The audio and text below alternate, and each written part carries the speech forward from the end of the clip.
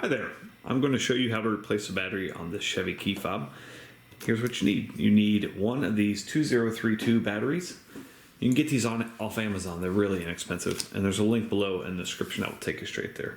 And you're going to need a flat tip screwdriver. This one's kind of bulky, so I'm also going to be using a very small screwdriver to get the actual battery out. But if you have one that's a little less bulky than this, you could probably use it for the whole process.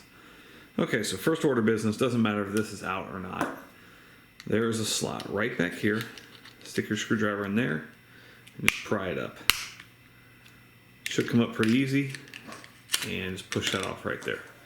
Now at this point, if you have a smaller screwdriver, you could probably use it, but I'm going to use this guy. There's a little marking right here. It says screwdriver, place here. Place that there. Pop your old battery out. Take your old battery out, take your new battery. Goes in this side first, and then just clip it under that little lip right there. At this point, give that a good squeeze back together, and you're back in business. Thanks so much for watching. Make sure you hit that thumbs up button.